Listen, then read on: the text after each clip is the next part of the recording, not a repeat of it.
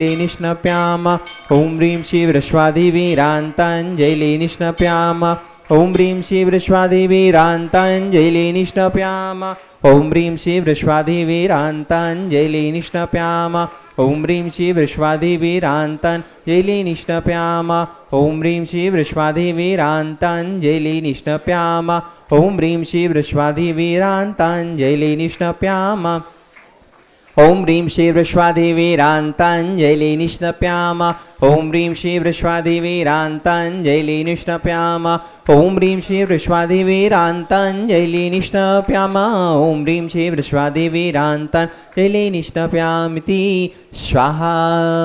की नित्य शांति आर्य के पुण्यार्चक हैं गन्नौर से श्रोमणी संरक्षक श्रीमती राजदुलारी, राजन जी, गीता जी, अनिल, ममता, प्रवीण, नमल, अलेशा, यशिका, निकिता, शुभम, युक्ति जैन परिवार। गुड़गांव से श्रोमणी संरक्षक संजय जी, रेणु जी, रास्का, तरुण, शौर्य, अजय, निशा, नवन, वंश का जनज्योति परिवार। कोलकाता से यूनाइटेड के एसोसिएट अध्यक्ष विनोद जी, किरण जी, राहुल जी, ऋतुम जी, सौरभ जी, काला शाह परिवार। कोलकाता से सुमिरमल जी, नर्मदा देवी जी, अजय, रिंकू, अरविंद, पिंकी, खुशाक, लवन्य, भव्य तक, चुड़ीवाल परिवार। कड़ाकोटा मुंबई से श्रोमणी संरक्षक दिनेश कुमार जी, सुरेश कुमार, अनुराग, आदिवीर, माया क्रांति, शिल्पी, अनुश्वरिया, यशोदिया शाह परिवार।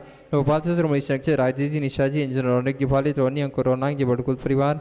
यूएसए स्टेट टेक्सास से श्रोमणी संरक्षक श्रीमती प्रेमलता जी, विजय, मंजू, गगन केटी, अरु, गौरव, नेहल, करीना, चांदनी जैन शाह परिवार। गुवाहाटी कोलकाता से कबरियाल सिटी श्रीमती छाड़ा परिवार से श्रीमती रत्नमणि, उदय शेट्टी, श्रीमती इंदा देव छाड़ा, सुरेन जी, प्रीति जी, सिद्धांत, रिया सोलोनी, अजित मणिका, आयुषी, अरुणा, विनीत, रितिका, विवान, ऋतु, सुधीर, रिश्चित, हार्दिक, समस्त चोड़ीवाल, शेट्टी, छावड़ा परिवार। कोलकाता, मुंबई, बेंगलुरु से पवन कुमार से पानदीप शेट्टी, विनय शर्मिला, विकास सिंह, विवेक, विशाल, रोहित मिंगना, शाहिल, प्रियंक, पलक, जयदीप, रिसिल, कवचदीप, शेट्टी परिवार। सिंगापुर से श्रोमणी संरक्षक विनोद जी, श्रीमती अर्चना, शिल्पा, तेजस, चिराग, श्रीमती छाया, श्रीमती सरोज जैन परिवार।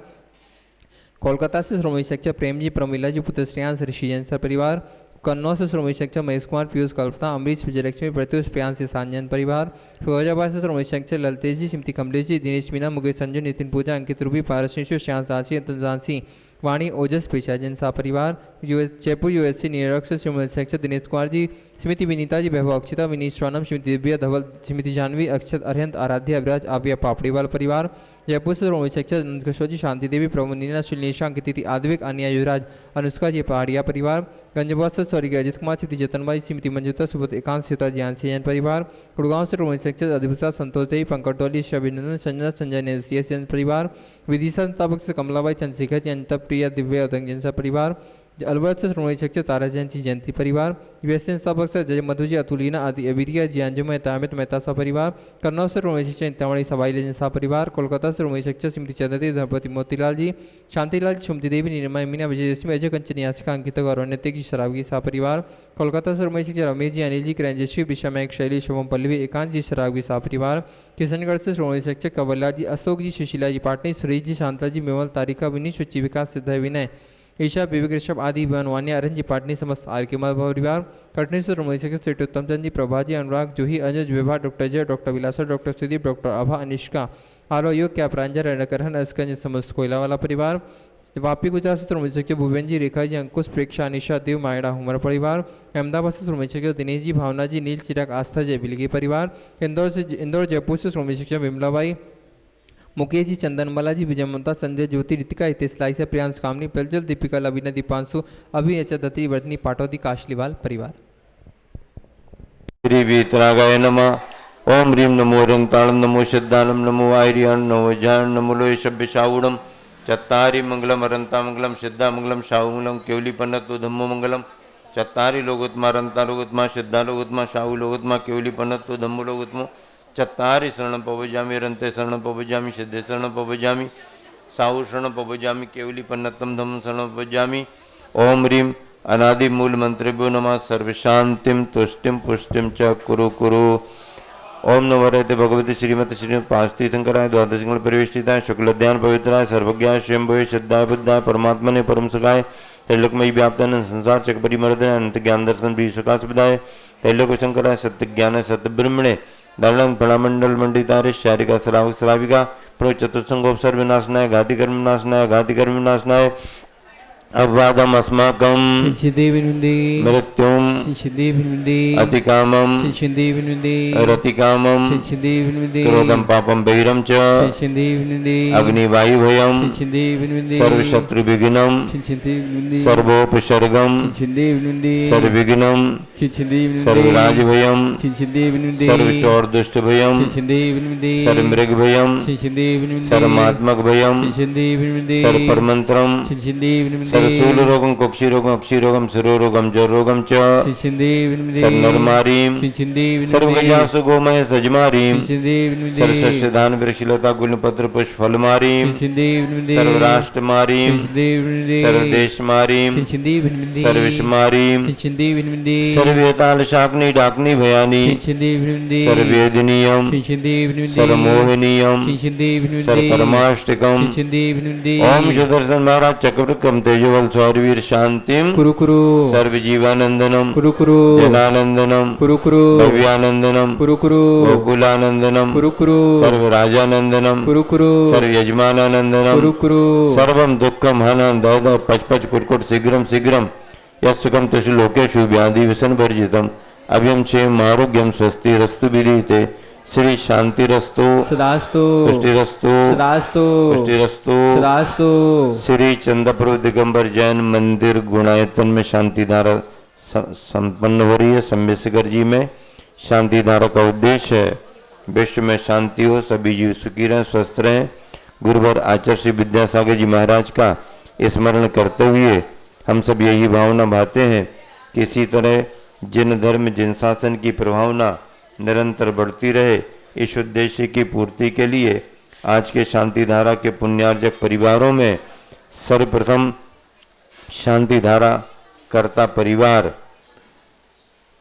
स्वर्गीय श्रीमान सिंगई देवेंद्र कुमार जी की स्मृति में श्रीमती कांता मातुश्री के परिवार से कांताबाई, अभिषेक जी, क्षेमेंद्र जी, अमित जी, आशीष जी, श्रीमती सविता, श्रीमती रश्मि, श्रीमती श्वेता, रिंकी, आरव, सर्वार्थ एवं सिद्धि समस्त सबाई सिंगई परिवार सिलवानी निवासी शांति धारा संपन्न कर रहे हैं। उसके साथ में सिंगई चंद कुमार जी के परिवार से चंचल जी परिवार भी यहाँ पर सम्मिलित हो रहे हैं। अगली शांति धारा सतीश जी, राकेश जी, अशोकनगर, श्रीमती कल्पना, समर्पित दीक्षा, दिव्यांश, अरविंद, मोनू, नूतन, नीतू, वर्षा, एलिस जैन सिलवानी परिवार, जिनांसी, समस्त बरोदिया परिवार शांति धारा यहाँ पर संपन्न कर रहे हैं। अगली शांति धारा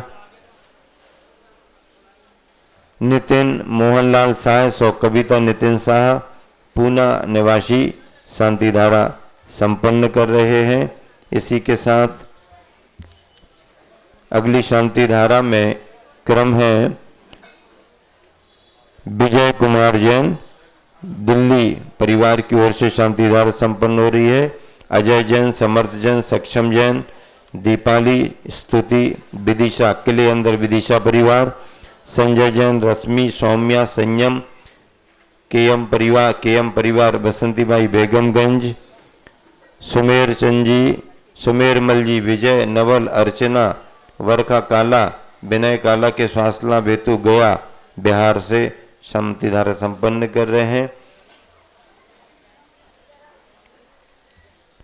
विमल कुमार, निर्मला, हर्षित, अनुकृति जैन लाखेरी निवासी सिंगई, चंद कुमार जी, चंचल जी, पारस, अर्चित, आदि स्रोत, आरो, काव्या एवं समस्त सिंगई चंद्र कुमार जी के परिवार से चंचल जी यहाँ पर परिवार सहित उपस्थित हैं।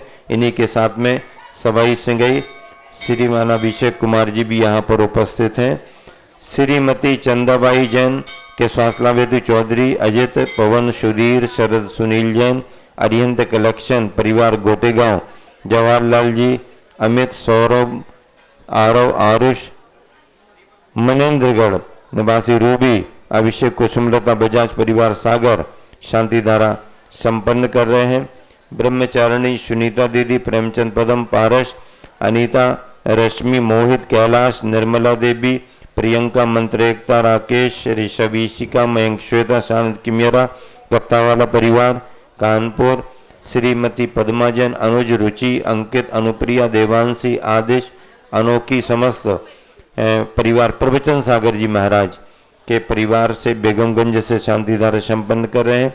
सुनील कुमार, अशोक कुमार, चक्रेश कुमार, अभिषेक कुमार, राजीव जी, रायबरेली, रवि जैन, अजय कुमार, विजय कुमार गया, रायबरेली परिवार शांति धारा संपन्न कर रहे हैं। दानपति अभय जैन, दानपति परिवार से अभय जैन, मुनिवर पवित्र सागर जी के गृहस्थ जीवन के भाई शरद, पूर्णिमा जैन, दीपिका जैन, दानपति परिवार जबलपुर यहाँ पर शांति धारा संपन्न कर रहे। उपस्थित सभी श्रद्धालु जन, सकल दिगंबर जैन समाज मधुबन, जैन जनेतर बंधु मधुबन, सभी मुनिसंगारी का संघ त्यागी वृत्तियों के आहार विहार की निर्विघ्नता हेतु, स्वास्थ्य स्वाध्याय साधना लाभ हेतु यहाँ पर शांति धारा संपन्न। हम सभी मुनि संघ के साथ आर्य का संघ, सभी त्यागी वृत्ति, उनके परिवारीजन, सभी कार्यकर्ता, उनके परिवारीजनों के लिए शांति धारा यहाँ पर संपन्न।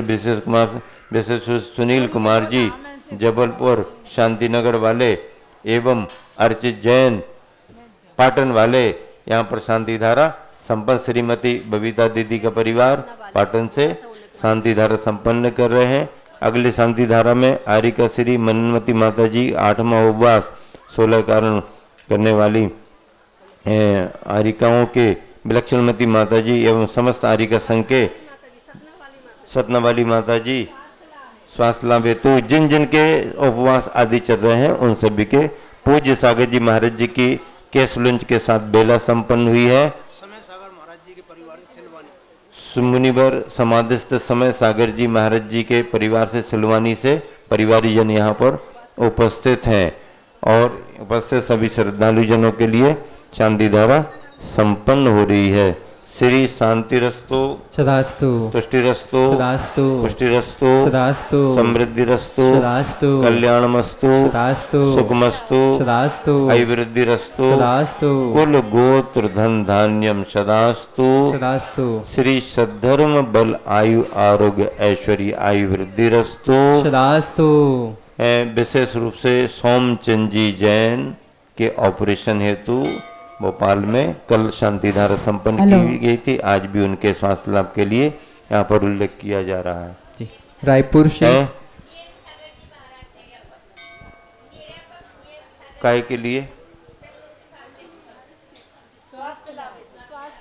खराब है। अच्छा, मुनिवर निर्यापक श्रीमन नियम सागर जी महाराज जी के स्वास्थ्य लाभ के लिए शांति धारा संपन्न हो रही है। आगे नाम बोलो। विशेष रूप से शांति धारा कराने का सौभाग्य प्राप्त किया है। रायपुर से अनिल कुमार जी के जन्मदिन के उपलक्ष्य पर शाह परिवार और जो जन्मदिन के उपलक्ष्य पर ही शांति धारा कराने का सौभाग्य प्राप्त किया है। भोपाल से श्रीमती सरोजिनी जैन शाह परिवार, पुणे से मोहनलाल जैन शाह परिवार, मुंबई से श्रीमती प्रेमलता रजनीकांत शाह जन्मदिन के उपलक्ष्य पर ख्याति भाविशा शाह परिवार, जयपुर से अर्चित जैन जन्मदिन के उपलक्ष्य पर शाह परिवार, अहमदाबाद से रितेश जैन जन्मदिन के उपलक्ष्य पर शाह परिवार, दिल्ली से राजीव जैन जन्मदिन के उपलक्ष्य पर, जयपुर से संस्थापक से श्रीमती संध्या जैन सेठी जन्मदिन के उपलक्ष्य पर, गौतम बुद्ध नगर से राजीव जैन जन्मदिन के उपलक्ष्य पर, गिरिडीह से संस्थापक से प्रदीप जैन जन्मदिन के उपलक्ष्य पर, धनबाद से आमोद जैन पप्पन जन्मदिन के उपलक्ष्य पर, गुड़गांव से श्रीमती मधु वीणा जैन जन्मदिन के उपलक्ष्य पर, बारा से धर्म प्रकाश जैन जन्मदिन के उपलक्ष्य पर, मेरठ से श्रीमती कमला जैन जन्मदिन के उपलक्ष्य पर, अशोकनगर से संजय मुंगरा वाले जन्मदिन के उपलक्ष्य पर शाह परिवार, तो जिनके स्वास्थ्य की मंगल भावना भाई गई है। पुणे से सोनम जी के स्वास्थ्य लाभ हेतु, गांधीधाम से परम संरक्षक सुरेंद्र जी का, छोटे भाई रविंद्र जी का, इंदौर जी के स्वास्थ्य लाभ हेतु, गिरिडीह कोलकाता से नेहा जी, धर्मपत्नी विनोद कुमार जी के स्वास्थ्य लाभ हेतु। विशेष रूप से ब्रह्मचारी मुकेश भैया नैमावर आश्रम से आए हैं। सभी ब्रह्मचारियों की और दीक्षित छुल्लकों की व्यवस्था पर बहुत ध्यान रखते। सैलू भैया, मुकेश भैया, तो उनके परिवार से मुकेश भैया सहित जितेंद्र कुमार जी, श्रीमती अनीता आदि आदि सभी परिवारजन उनके परिवार के लिए, और बशरामा से सुनील कुमार जी अपने परिवार के साथ दोनों भाई यहाँ पर उपस्थित हुए हैं। मिश्री लाल जी बाकलीवाल परिवार से उनके परिवार के लिए भी, और उपस्थित जो भी श्रद्धालु जन है सभी के परिवारों के लिए शांति धारा संपन्न। श्री ओम ह्रीम परम नमो संपूर्ण कल्याण मंगल रूप मोक्ष पुरुषार्थश्च भवतु। विशेष रूप से गुणायतन के सेवकों में यहाँ पर बीरू भाई, सुभाष जी, गौरू, सिद्धार्थ, एनसी जैन, स्वदेश विदेश परदेश सभी जो भी गुणायतन के लिए, सभी गौरू भाई आदि और कार्यकर्ता हैं, सभी के परिवारों के लिए। और आपका प्रवचन करा देंगे वहां पर। संपूजिका नाम प्रतिपालका नाम यतीन्द्र सामान्य तपोधनान देशस्य राष्ट्रस्य पुरज्ञ राज्ञा करोतु शांतिम करोतु शांतिम करोतु शांतिम। राष्ट्र की सुख समृद्धि के लिए, शांति के लिए, एकता और अखंडता के लिए, संपूर्ण भारतवासियों की खुशहाली के लिए शांति धारा संपन्न हो रही है। बोले शांतिनाथ भगवान की जय हो। मूल चंद्रपुर भगवान की जय। चिंतामणि पारसनाथ भगवान की जय। कुंडलपुर के बड़े बाबा की जय। गुरुवर आचार्य श्री विद्यासागर जी महाराज की जय। आचार्य श्री समय सागर जी महाराज की जय। बोलिए परम पूज्य मुनिवर श्री क्षमता सागर जी महाराज की, समस्त मुनियारिका संघ की।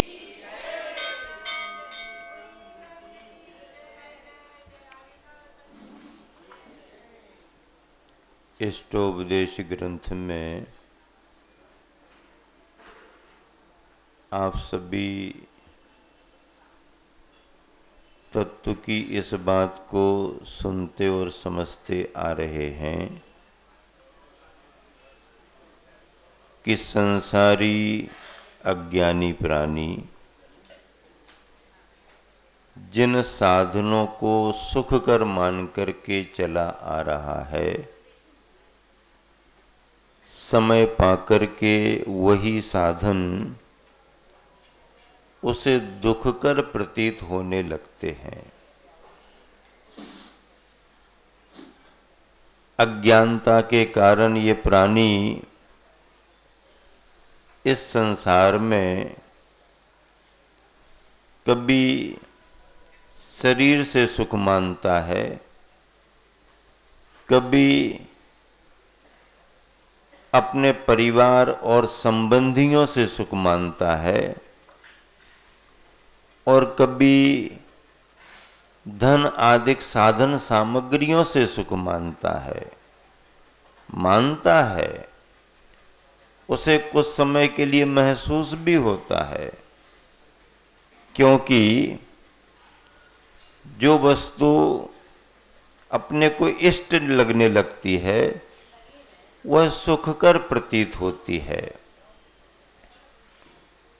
और जब वह वस्तु अनिष्ट लगने लगती है तो वही वस्तु जो सुबह सुखकर प्रतीत हो रही थी शाम को दुखकर प्रतीत होने लगती है।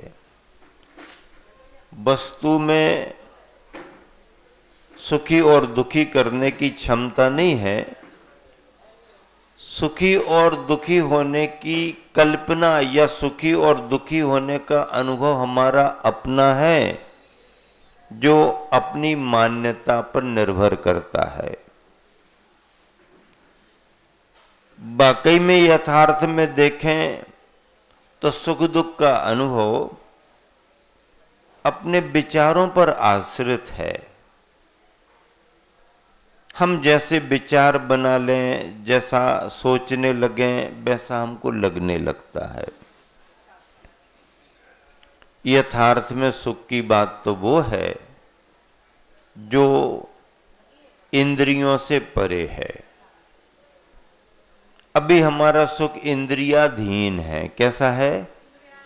इंद्रियाधीन। देखने को अच्छा अच्छा मिले, सुनने को अच्छा अच्छा मिले, खाने को अच्छा अच्छा मिले, सूंघने को अच्छा अच्छा मिले, स्पर्श में भी अच्छा अच्छा लगे, ये पांचों इंद्रियों के विषय जब हमारे को अनुकूल मिलते हैं तो उसे हम सुख मान लेते हैं, और जब अनुकूलता कम होने लगती है तो उसे हम कष्ट मानने लगते हैं। भोग भूमि के काल में भोग भूमि में रहने वाले जीवों को सब सुविधाएं रहती हैं, उनकी आवश्यकताओं की पूर्ति कल्प वृक्षों से होती है। उनको कुछ कमाना नहीं, उनको कोई सुरक्षा की बात नहीं, कोई ले जाएगा ये हो जाएगा, कोई चिंता नहीं। तो भोग भूमि के उस काल को, उस समय के काल को, उस समय की भूमि को भोग लगा दिया। क्यों? क्योंकि बस तुम्हें कोई चिंता करना ही नहीं, तुम तो अनुभव करते रहो, अनुभव करते रहो। जिन कालों में किसी तरह का शारीरिक कष्ट नहीं होता, कोई प्रतिकूलताएं नहीं आती हैं, कुछ परेशानियां नहीं होती हैं, कमाने धमाने की चिंता नहीं होती है, घर गृहस्थी के पालन पोषण का विकल्प नहीं रहता, वो काल कौन सा काल? वो भोग भूमि का। जीव आराम से अपना समय व्यतीत करते हैं। और जब ये काल पूरा होने को होता है और नई व्यवस्था आने को होती है, तो उसको क्या कहा जाता? कर्म भूमि। कर्म भूमि कहा गया। पहले क्या कहा गया? भोग भूमि। नाम ही बता रहा है कि कुछ करना नहीं, भोगोपभोग करो। फिर समय बदला, नाम क्या आ गया? कर्म भूमि। कर्म भूमि का मतलब क्या? अब तुम्हारे लिए मेहनत मजूरी करना पड़ेगी। बिना पसीना बहाए तुम्हें कुछ मिलने वाला नहीं। कर्म भूमि आ गई। अब कर्म भूमि में आजीविका के उपाय बताए। क्यों? क्योंकि भोग भूमि में परिवार नहीं रहता है। परिवार नहीं है तो अर्थोपार्जन की चिंता नहीं, आजीविका के विकल्प नहीं। अब कर्म भूमि आई, परिवार आया, तो आजीविका के प्रबंध किए जाने लगे। आजीविका में सटकर्म की व्यवस्था बताई। तो ये सारी व्यवस्थाएं कर्म भूमि की है।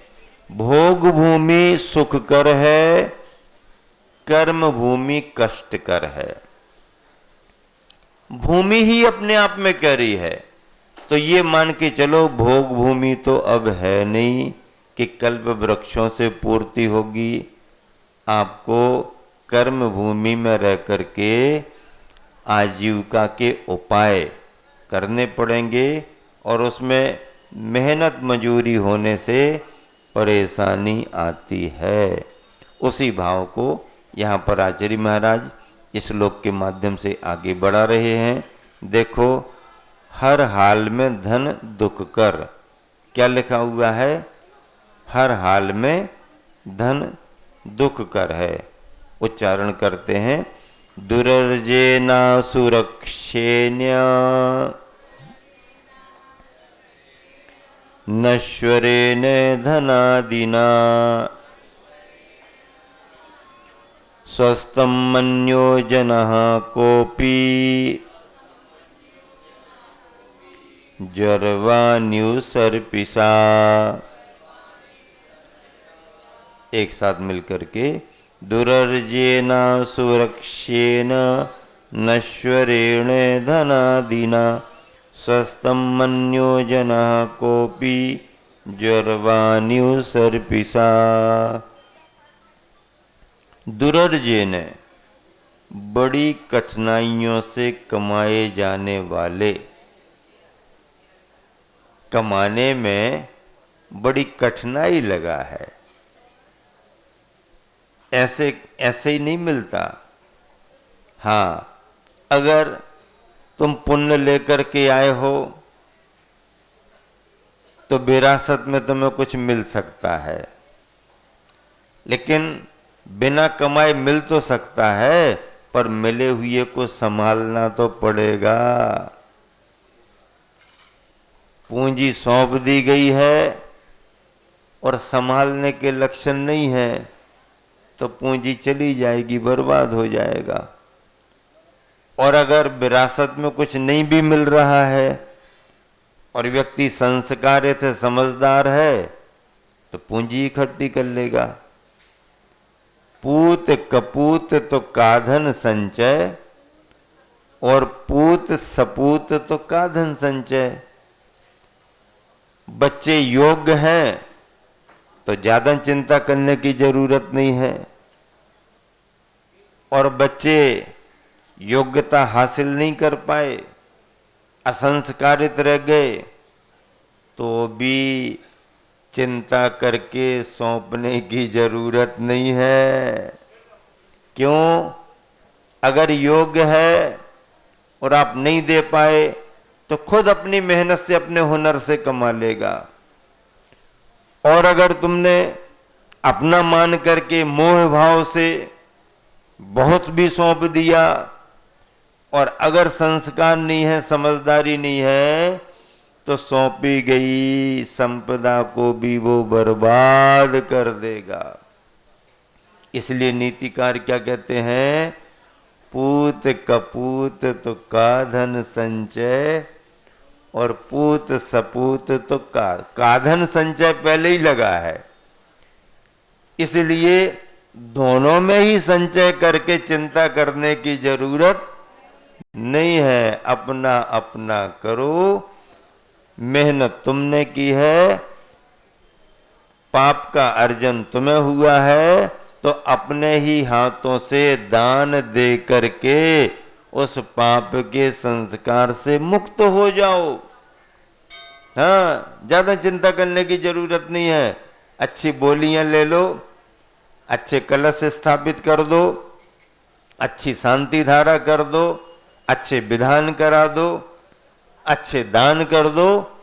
अपन ने कमा करके पाप का अर्जन किया, अपने सामने, अपनी चेतना में, अपनी जानकारी में धर्म के लिए दान करो। यही एकमात्र गृहस्थ के लिए दान पूजा का रास्ता है। क्या करें? दुरर्जे ने, दुष्टु प्रकार से अर्जे ने, बड़ी कठिनाइयों से अर्जित हुआ, कमाया जाने वाला, और असुरक्षे ने सुरक्षित नहीं रह पाता है। भारी चिंता रहती है, ज्यादा हो रहा है, अधिकारियों को पता न लग जाए, सेल टैक्स, इनकम टैक्स अधिकारी ना आ जाए, अड़ोसी पड़ोसी कोई शिकायत ना कर दे। किसकी दुकान पर दिन में तो गाड़ियां नहीं आती हैं, लेकिन रात भर गाड़ियां आती रहती हैं है? चिंता रहती है। फिर क्या करेगा? असुरक्षित है, सुरक्षित नहीं है।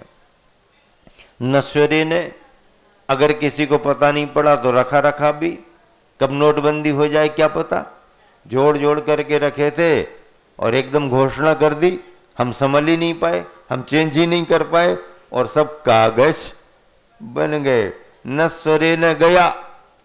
और सुनो, जब नोटबंदी हुई तो जिन जिन ने जमा करके रखे थे, हाँ, अब सेटिंग हुई तो हुई, नहीं हुई तो क्या करने लगे? अब तो भैया ये तो कल सवेरे कागज हो जाएंगे, आज ही दान कर दो। तो मंदिरों के गुप्त भंडार में डाल रहे हैं। कब कब डाल रहे हैं? जब एक्सपायरी डेट आ गई तब दान कर दो, तब अब दान कर दो। होता क्या है? दान कर दो होता क्या है? जब नोटबंदी हो रही, हमारा दान कर, हमारा दान, भैया जमा कर लो, जमा कर लो, जमा कर लो। कहा जमा कर लो? कैसे जमा कर लो? एक व्यक्ति नदी की तरफ घूम रहा था, गंगा नदी पहुंच गया। अब क्या हुआ कि धोखे से उसके जेब से, पुराने जमाने की कहानी है, चारा न गिर गए। अब गिर गए तो उसने पानी में चले गए, तो बार बार अंदर जाके देखा, अंदर जाके देखा, बहुत प्रयास किया, मिले ही नहीं, दिखे ही नहीं। अब बाहर आकर के, निकल करके कहता, पहले तो उसने बहुत कोशिश कर ली मिल जाए, अपना ले जाएंगे। जब नहीं मिला तो बाहर आकर के कहता है, जा गंगा मैया, तेरे लिए मैंने चाराने का दान किया। अब जब नहीं मिल रहा तब दान कर दिया। जब बंद ही हो गए नोट, तब गुल्लक में डाल लो, गुल्लक जमा कर लो। नहीं, जब चल रहे हैं जब उपयोग हो सकता है अपने होशो हवास में दान करो। एक गांव में थे हम, वहां पर पंच कल्याणक का कार्यक्रम चल रहा था, महाराष्ट्र की बात थी। तो गांव में सीमित समाज थी, सभी परिवार परिचित हो गए थे। तो एक अम्मा जी आई, वृद्ध थी, कहने लगी महाराज जी हमारी दान की बड़ी भावना हो रही है। तो हमने सोचा भाई ग्राहक तो खुद चल करके आ गया, हम तो पंच कल्याण कराने को बैठे, हम तो तलाश रहे थे प्रवचनों में। ये अम्मा अपने आप आ गई, महाराज हमको तो दान करने की भावना हो रही। तो हमने कहा क्या बनना है, पात्र बनना है कुछ पंच कल्याणक में, क्या भूमिका है, क्या करना है बोलो। तो कहने लगी पंच कल्याणक में नहीं महाराज जी, हम मरने के बाद देह दान करना चाहते। क्या बोली? मरने के बाद देह दान करना चाहते हैं। तो हमने कहा अपने यहाँ धर्म में इसका कोई संबंध नहीं है, इसको दान थोड़ी कहा जाएगा। नहीं नहीं महाराज जी हमारी भावना है कि हमारे जाने के बाद हमारा शरीर हम कागज पर लिखे देते हैं, आप आशीर्वाद दे दो। तो हमने कहा इसके बारे में मैं कुछ नहीं कहता। उस समय 2-4 कमेटी के कार्यकर्ता बैठे थे, तो उन्होंने धीरे से हमको इशारा किया, अब महाराज जी थोड़ा इनको प्रेरित करो, इनके पास में व्यवस्था है और बारिश आरिश इनका कोई है ही नहीं उत्तराधिकारी, अगर कुछ मंदिर में पंच कल्याणक में दे दें तो बहुत अच्छा रहेगा। ऐसा धीरे से उसने इशारा किया। तो हमने अम्मा को कहा, हमने कहा अम्मा देह दान करने की भावना मरने के बाद हो रही है वो तो ठीक है, जिंदा में कुछ दान कर दो, जीते जी जाने के बाद तुम्हारा शरीर कहाँ जाएगा क्या जाएगा वो भगवान जाने, लेकिन अभी जीते जी तुम कुछ दान कर दो, पंच कल्याणक चल रहा है। नहीं नहीं महाराज जी अभी वो जमेगा नहीं। तो वो व्यक्ति कहने लगा अम्मा मरने को हो रही हो, तुम्हारे पास सब व्यवस्था है, थोड़ा कर तो दो। तो वो दान देने को तैयार नहीं हो रही, नहीं नहीं अभी नहीं, अभी नहीं, जीवन का क्या भरोसा है, ऐसा वैसा करके अभी तो हमें जरूरत पड़ेगी। जिसकी का दान करना चाहिए उसको तो समेट करके रखे हैं, और जाने के बाद जिसका क्या है क्या नहीं होना उसका दान कर रही हैं। दान करने का तरीका भी देखो, जिसको जोड़ करके रखा है उससे मोह घट नहीं रहा है, और जाने के बाद जिसकी कोई कीमत नहीं है उसका दान करना, ये भी है। कोई करने वाले करते हैं वो जाने, लेकिन अपने रहते रहते भी तो अपन कुछ कर लेना। जो रहते रहते किया जाएगा वो दान दान माना जाता है। ऐसा नश्वरे ने विनश्वर धनादि ना धन आदिकों को, धन है परिवार है आदि आदि संपत्ति, स्वस्थम अपने आप को स्वस्थ सुखी मन्यः मानने वाला का अपि जनः, कोई भी मनुष्य सर्पिसा घी पीकर ज्वरवान यू ज्वर से पीड़ित मनुष्य की तरह मूर्ख होता है। बड़ी कठिनाई से कमाए जाने वाले असुरक्षित और विनाशिक धनादिकों को पाकर अपने आप को सुखी मानने वाला व्यक्ति ठीक वैसा ही है जैसे कोई बीमार व्यक्ति घी पीकर अपने को स्वस्थ मानने वाले ज्वरग्रस्त मनुष्य की तरह मूर्ख होता है। कैसा उदाहरण दिया? बीमार पड़ गया, डॉक्टर साहब ने खाने पीने को मना कर दिया है, अनाज नहीं खाना तो कुछ तो ले लें, हाँ दाल का पानी ले सकते हो, वो भी मूंग वाली दाल का पानी लेना, उसमें भी मूंग के दाने नहीं होना, थोड़ा छान लेना, उसमें कुछ डाल सकते नहीं कुछ नहीं डाल सकते, ऐसा वैसा करके डॉक्टर ने मना किया। अब उस बीमारी में पहुंच गया, अब उसके मन में क्या आया, कमजोरी बहुत हो गई। अब कमजोरी कैसे दूर कर लें, तो चलो जल्दी जल्दी घी पीना शुरू कर दो, घी पीना शुरू कर दो, घी पीने से ताकत आ जाएगी। अरे भैया दाल का पानी पच नहीं रहा है और घी पी करके तुम ताकत अर्जित करना चाहते तो तुम्हारी अज्ञानता ही तो मानी जाएगी। ऐसे ही संसारी प्राणी जो वस्तुएं हमारे हाथ में नहीं हैं, जिन्हें पाना कठिन है, जिन्हें संभालना कठिन है, जिनकी सुरक्षा कठिन है, उन सामग्रियों से सुखी माने अज्ञानता है। अर्थस्योपार्जने दुखम, अर्थ के उपार्जन में दुख, अर्जितस्य च रक्षणे, अर्जित किए की रक्षा में दुख, आए दुखम व्ययम दुखम, आने में दुख व्यय में दुख, धिग अर्थम दुख भाजनम। तो ऐसे अर्थ यानी धन जो दुख का ही कारण है, धिक्कार है। कमाने में, अर्जित करने में, रक्षण करने में, आने में जाने में दुख का ही संबंध बना रहता है। देखिए दोहा और पद्यानुवाद मिलान करें। नश्वर शुद्ध संपद कठिन, पाना कठिन समाल, त्यों मूर्ख सुख मानता, ज्यों घी पी ज्वरवाल। ज्वरवाल बीमार, ज्वर वाला व्यक्ति घी को पी। पद्यानुवाद गुरुवर का।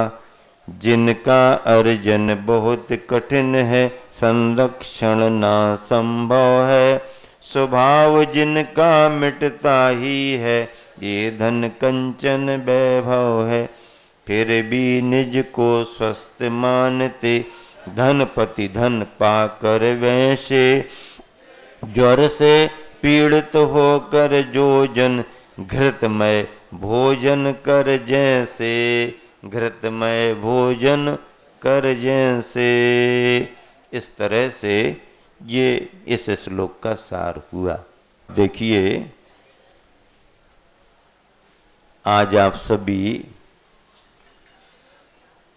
स्वाध्याय तो कर ही रहे हैं, लेकिन इस स्वाध्याय में तत्व की बात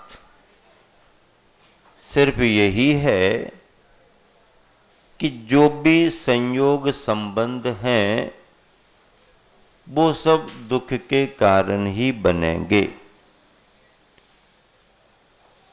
ऐसाम विपत्ति संयोग मूलः, जो भी कठिनाइयां और परेशानी आती हैं वह संयोगों के कारण, इसने ये कर दिया, उसने वो कर दिया, ये हमको नहीं मिला, वो उनको मिल गया, ये जगह ठीक नहीं लग रही, वहाँ बहुत अच्छा लगता था, ये व्यक्ति अच्छे नहीं है, वो व्यक्ति बहुत अच्छे थे। ये जो हम अवधारणा बनाते हैं और अपने भावों की इन भाषाओं में अभिव्यक्ति करते हैं, ये सब संयोग मूलक है। और ये संयोग मूलक आपत्तियां विपत्तियां आती ही रहती हैं। तत्व चिंतन करते हुए अपने मन में, अपने भावों में वस्तु की स्थिति को यथार्थ रूप में समझना और उन सब परिस्थितियों में समता का भाव रखना, यही जीवन का सार है, यही धर्म का संदेश है। आप सभी जैन समुदाय के बंधु अपने राष्ट्र को जानते हो और राष्ट्र की व्यवस्थाओं को भी जानते हो। यहाँ सिद्ध क्षेत्र पर आकर के आप भक्ति भावना से अपना समय व्यतीत कर रहे हो, तीर्थ की वंदना कर रहे हो, पूजा पाठ स्वाध्याय का लाभ ले रहे हो, विधान आदि भी संपन्न कर रहे हो।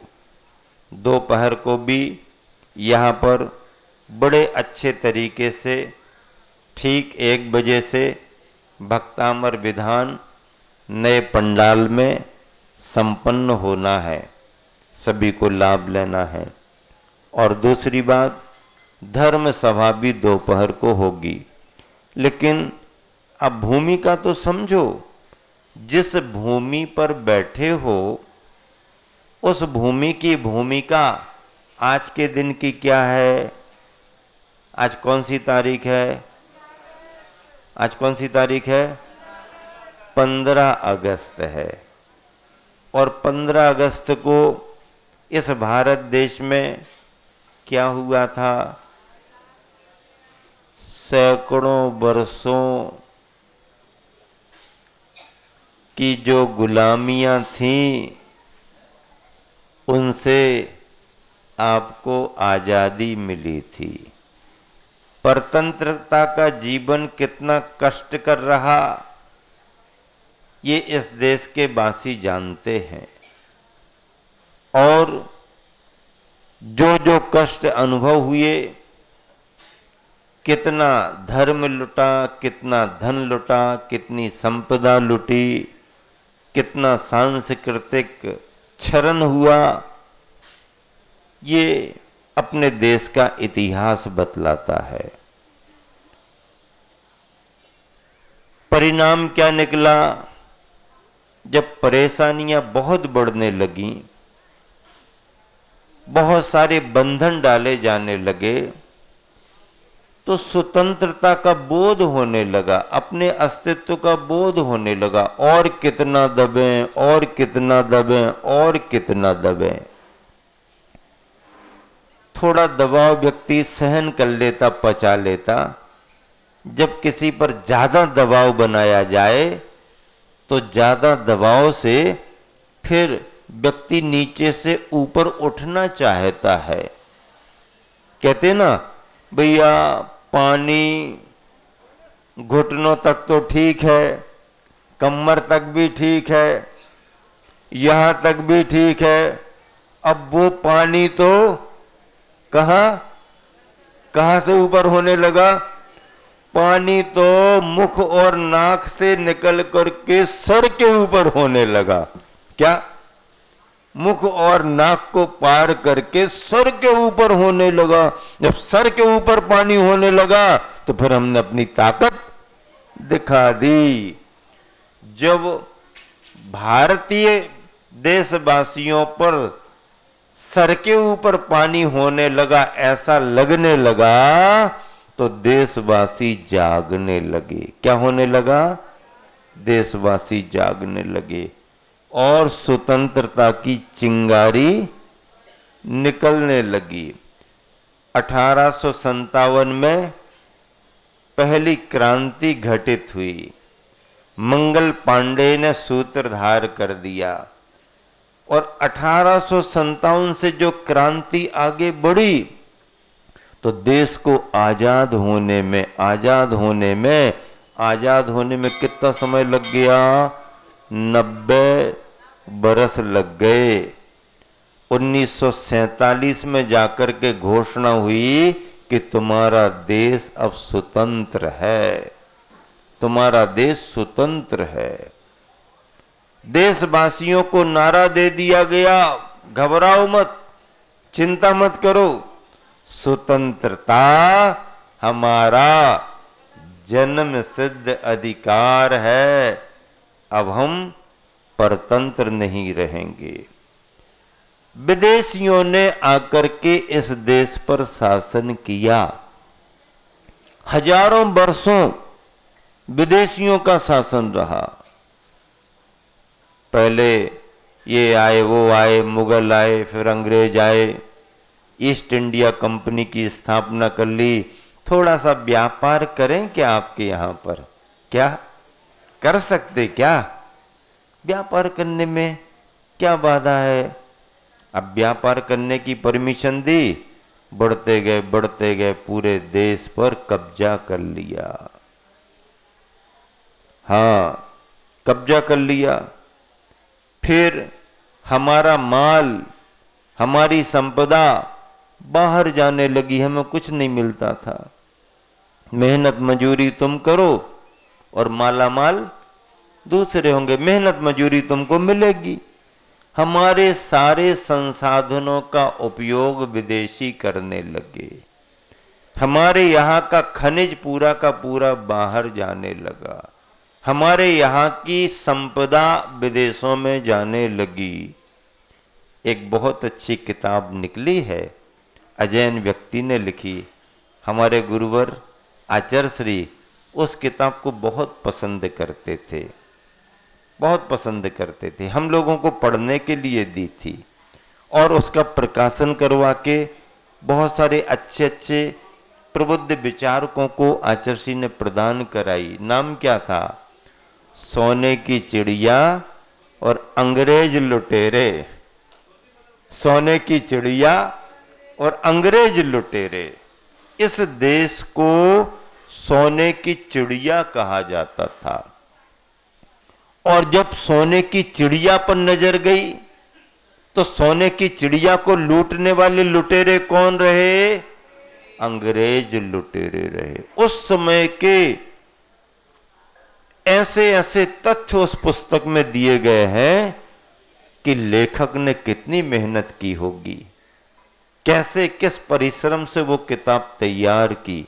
और अगर कोई भी उस किताब को एक बार पढ़ ले तो वो भारतीय विचारों से ऐसा ओतप्रोत हो जाता है, अपने संस्कृति के गौरव से ऐसा जुड़ जाता है कि वो समझ ही, उसको ऐसा लगता कि अरे हमारा कैसा इतिहास निकल गया, अब हमें स्वतंत्र और भारतीयता के संस्कारों में रहना है। हाँ, तो अब बाहरी शासक आए और हमको गुलाम बना के चले गए, हम परेशान होते रहे। देशवासी जागे और आंदोलन शुरू हुए, आंदोलन बढ़ते गए, देश जागता गया। करोड़ों देशवासियों ने आजादी के समर में अपना योगदान दिया और उसमें जैन बंधुओं का भी बहुत बड़ा योगदान था। जैन समाज के लोग भी बहुत सारे स्वतंत्रता संग्राम सेनानी बने, शहीद भी हुए। इस भारत देश की आजादी में सभी समुदायों के साथ जैन समुदाय का भी बड़ा योगदान रहा है। राष्ट्र नायक बड़े बड़े आगे बढ़े, चाहे सुभाष चंद्र जी बोस का नाम लो, चाहे शहीदों में भगत सिंह का, राजगुरु, सुखदेव आदि के नाम लो, खुदीराम बोस आदि आदि, ये गर्म विचार वाले गर्म दल के नेता थे। ये नेता नहीं थे, ये राष्ट्रभक्त सेवक थे। और फिर बड़े बड़े नेताओं में लोकमान्य बाल गंगाधर तिलक आदि आदि को लेके बहुत सारे नाम आए। चंद्रशेखर आजाद का नाम भी आप जानते हो। और महात्मा गांधी उन सबके प्रतिनिधि बने, प्रतीक बने। और उन्होंने सत्य और अहिंसा की ताकत से भगवान महावीर स्वामी के सिद्धांतों को आत्मसात करते हुए अपनी धर्म की ताकत, अपनी संयम की ताकत, सत्य अहिंसा की ताकत से विदेशी सत्ता को देशवासियों के साथ हिला दिया। सारे देशवासी जाग गए और अंग्रेजों की सत्ता हिल गई। परिणाम क्या निकला? आपका देश स्वतंत्र हो गया। 15 अगस्त मिल गया आपको। ये स्वतंत्रता का दिवस है, लेकिन स्वतंत्र भारत का संविधान बनने में समय लग गया। और बनते बनते संविधान सभा सब ये करते करते विभिन्न देशों के संविधान लेकर के और एक अपना स्वतंत्र संविधान बनाया और उसको 26 जनवरी के तारीख में विश्व के सामने रख करके अनुमोदना करा दी। क्या हो गया? अब 15 अगस्त और 26 जनवरी में क्या अंतर है? 15 अगस्त स्वतंत्रता दिवस माना जाता, घोषणा हो गई, लेकिन अभी अधिकार नहीं मिले। अब नियमावली अपनी बना, फिर अधिकार मिलेंगे। और 26 जनवरी को जब संविधान तैयार हो गया, फाइनल हो गया, तो आपको आपके भारत की स्वतंत्रता के अधिकार दे दिए गए। हम तो इसको धर्म के क्षेत्र में ऐसा कहते हैं, 15 अगस्त का मतलब है अरहंत भगवान बनना, और 26 जनवरी का मतलब है सिद्ध भगवान बनना। अरहंत और सिद्ध में क्या अंतर है? अरहंत और सिद्ध का अंतर अगर तुम नहीं समझ सकते हो तो जो अंतर 15 अगस्त और 26 जनवरी में है वही अंतर अरहंत और सिद्ध में। भगवान बन गए अरहंत, घोषणा हो चुकी है कि अब आप स्वतंत्र हो चुके, संसार आपका छूट गया, लेकिन अभी अधिकार पूरे नहीं मिले क्योंकि शरीर साथ में लगा हुआ है। बिहार और उपदेश चल रहा। और जब सिद्ध बन गए तो स्वतंत्र सिद्धों का संविधान बन गया, कोई बंधन नहीं, पूर्ण स्वतंत्रता। 15 अगस्त और 26 जनवरी में यही अंतर है। आप कहोगे कि देश की आजादी में प्रथम कदम रखने वाले, पहला नारा देने वाले ये हैं वो हैं। अरे भैया, ये तो देश की आजादी के लिए तुम्हारी सारी बातें हैं, इनका नाम उनका नाम, लेकिन आत्मा की आजादी के लिए सबसे पहला कदम किसने उठाया? आत्मा की आजादी के लिए सबसे पहला कदम आदिनाथ तीर्थंकर भगवान ने उठाया, और उन्होंने ही सबके लिए नारा दिया कि स्वतंत्रता हमारा जन्म सिद्ध अधिकार है, और इस स्वतंत्रता को किसी की कृपा से प्राप्त नहीं करना, अपनी ताकत से प्राप्त करना। और आदिनाथ भगवान ने ताकत लगाई, वो अरहंत बने, सिद्ध बने। ऐसे ही आप भी ताकत लगाओगे तो किसी न किसी भाव में अरहंत बनोगे, सिद्ध भी बनोगे।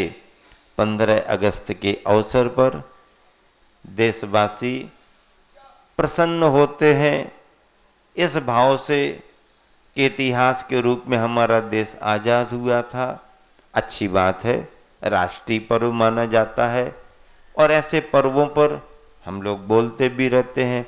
दोपहर को आपको विशेष सभा मिलेगी, ये तो मैं आपको टेलर दिखा रहा हूं ताकि टेलर देख करके आपको फिल्म देखने का भाव आ जाए, और उस तैयारी से आप सभा में रहें। जो जो जहां जहां आपके परिचित जन रुके हुए हैं सबको सूचित कर देना ताकि सभी समय पर आए। पहले भक्तांबर विधान होगा 1 बजे से, और ठीक 2:30 बजे से धर्म सभा प्रारंभ हो जाएगी। सभी महाराज माता जी आदि जो भी अनुकूलता होगी समय को देख के सबका धर्म लाभ आपको मिलेगा। लेकिन आज तिरंगे की चर्चा करना इसलिए जरूरी है कि धर्म के क्षेत्र में जो महत्व हमारे पचरंगा का है, हमारे धर्म ध्वज का है, वही राष्ट्र भावनाओं के रूप में राष्ट्र के लिए तिरंगे का महत्व है। जैन समुदाय में धर्म के नाम पर पचरंगा और राष्ट्र भक्ति के नाम पर हम सब जैनियों के लिए राष्ट्र का तिरंगा भी है। तिरंगे के 3 रंग हैं। कौन से कितने रंग हैं? 3 रंग हैं। एक रंग सबसे नीचे हरा, बीच में सफेद और ऊपर केसरिया। अब इसका अर्थ क्या है? हरा रंग हरियाली और खुशहाली का प्रतीक है। हमारा देश कृषि प्रधान देश है, हरियाली हमारे देश की पहचान मानी गई, इसलिए हरा रंग हरियाली और खुशहाली का प्रतीक है। श्वेत रंग सौजन्यता शांति का प्रतीक है, और केसरिया रंग त्याग, बलिदान, समर्पण, संयम का प्रतीक माना गया है। ऐसे तीनों रंग मिलकर के राष्ट्रीय ध्वज बने हैं और वो राष्ट्र का संदेश देते हैं। हम तो ऐसे राष्ट्रीय रत्नत्रय मानते हैं। इसे क्या मानते हैं? राष्ट्रीय रत्नत्रय। जिस राष्ट्र की भावनाओं में हरियाली खुशहाली भरी हुई हो, जिस राष्ट्र की भावना में शांति सौजन्य समाहित हो, और जिस राष्ट्र की भावना में त्याग और बलिदान का संदेश हो, और राष्ट्रीय ध्वज रत्नत्रय का ध्वज माना जाएगा। रत्नत्रय 3 तरह के रत्नों का संदेश दे रहा है। ऐसे राष्ट्र ध्वज का सम्मान राष्ट्र का सम्मान माना जाता है। जैसे धर्म ध्वज का सम्मान धर्म का सम्मान माना जाता है, तो यहाँ संस्थान वाले भी अपना कर्तव्य करते हुए अभी सुबह सुबह दिल्ली के लाल किले की प्राचीर पर प्रधानमंत्री महोदय राष्ट्र ध्वज फहराएंगे, तो पूरे देश में सभी संस्थानों में भी राष्ट्रभक्त लोग उसी समय को ध्यान में रख करके अपने यहाँ पर अपने अपने यहाँ राष्ट्र ध्वज फहराएंगे। राष्ट्र ध्वज का सम्मान मतलब राष्ट्र का सम्मान माना जाता है। हम अपने धर्म के कार्यों में धर्म ध्वज को फहराते हैं। धर्म ध्वज का सम्मान धर्म का सम्मान माना जाता है। जैन धर्म, जैन समाज, जैन समुदाय, जैन परंपरा हमेशा आत्म कल्याण करते हुए, समाज कल्याण करते हुए राष्ट्र कल्याण की भावनाओं से जुड़ी रहती है। यही जैन समाज का सिद्धांत है। समरसता, सौजन्यता, सौहार्दता, राष्ट्र की एकता और अखंडता में जैन ही हमेशा सहयोग देता रहता है, और आगे भी यही व्यवहार और विचार जैन समुदाय का राष्ट्रीय भावनाओं से निरंतर आगे बढ़ता रहेगा। इसी शुभ भावना से समय को देख करके विराम दे रहा